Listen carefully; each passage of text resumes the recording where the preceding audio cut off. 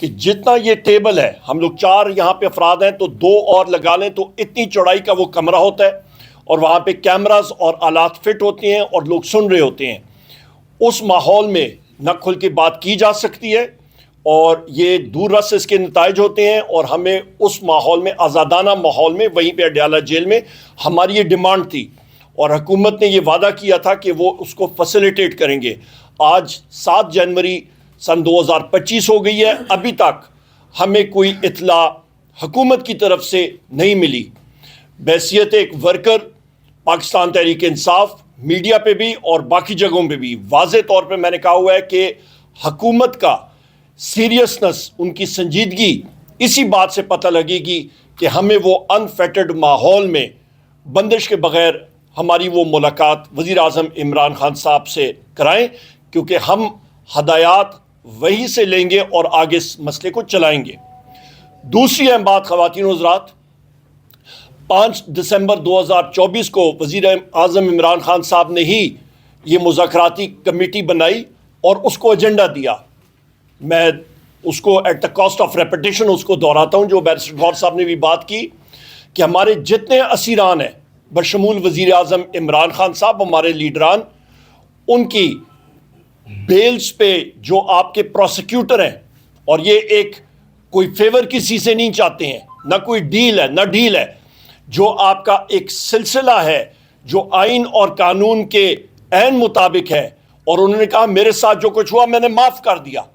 ہم لوگ جو ساتھی وہاں پہ موجود تھے، 2 بار انہوں نے یہ بات دہرائی کہ میں نے پاکستان کے لیے جو میرے ساتھ اذیتیں میں نے سہی ہیں، جو ظلم و جبر ہوا، میں نے معاف کیا ان کو.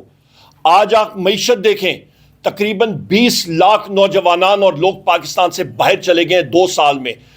فی کس آپ دیکھیں ان کا خرچہ 15 سے 20 لاکھ روپے آتا ہے. آپ ضرب دیں تقریباً 4000 ارب روپے، یعنی کہ 4 ٹریلین روپیز بنتا ہے. اور اس کو آپ ڈالر میں کنورٹ کریں تو تقریباً 14 ارب ڈالر 2 سال میں جو لوگ یہاں سے امیگریٹ کر کے چلیں گے ان کے ذریعے ملک سے باہر چلا گیا. اور دوسری طرف دیکھیں IMF کے ٹرانچ کے لیے حکومت پاکستان 1.5 ارب روپے کے لیے کشکول لے کے پھر رہی ہے، اور 7 ارب ڈالر جو ہے اگلے 5 سالوں کے لیے. یہ خود آپ دیکھیں حالات کیا ہیں، زیرو گروتھ ہے.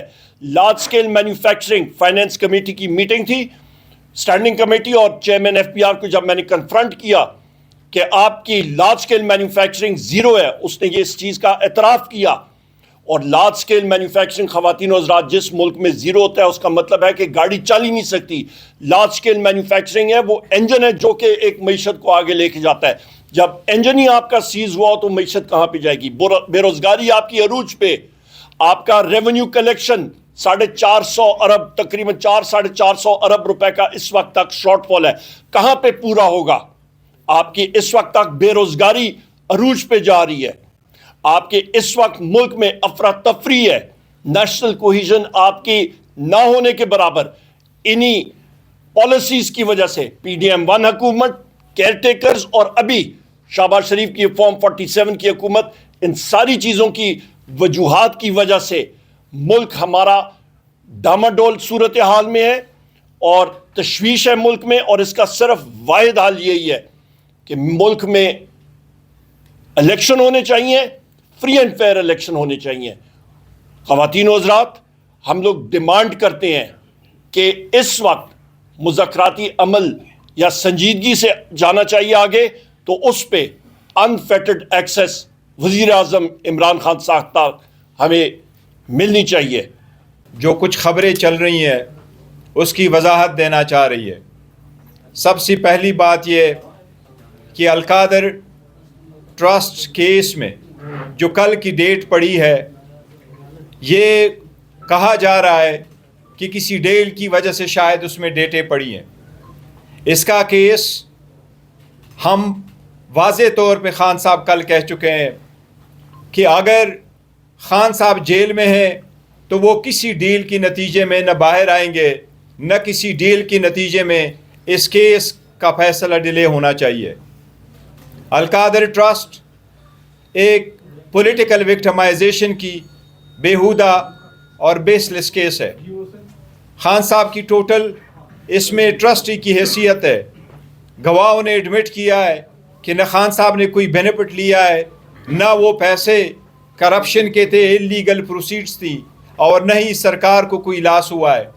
ہم اس بات کی تردید کرتے ہیں کہ اس کی کسی بھی صورت ڈیل کا نتیجہ ہے۔ خان صاحب نے کل بھی کہا ہے کہ جتنی جلد ہو سکے اس کا فیصلہ ہو۔ اس کے ساتھ ہی پاکستان تحریک انصاف نے بڑے عرصہ کے بعد ڈائلاگ کا دروازہ کھولا تھا۔ خان صاحب نے خود ایک کمیٹی کنسٹیٹیوٹ کر دی تھی، باوجود اس کے کہ حکومت کے خلاف ہماری جو چارج شیٹ کی لسٹ ہے وہ بڑی لمبی ہے۔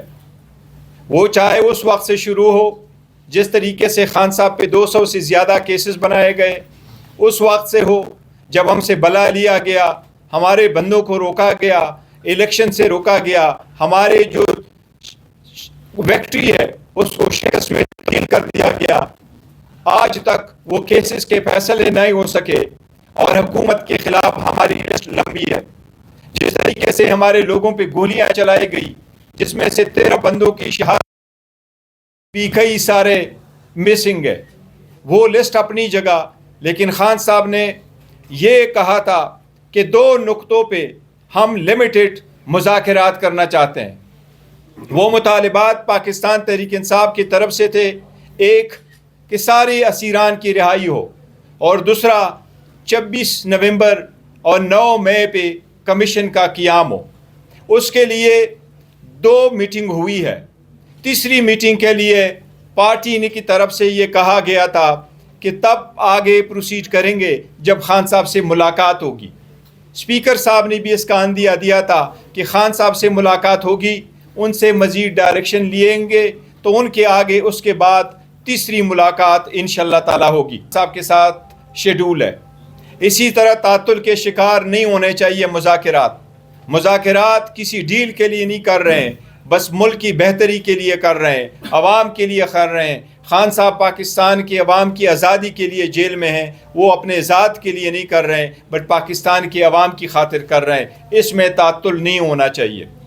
یہ کہنا کہ مطالبات ان رائٹنگ ہو یا اورل ہو، اس کی وجہ سے بھی اس میں تعطل کا شکار نہیں ہونا چاہیے۔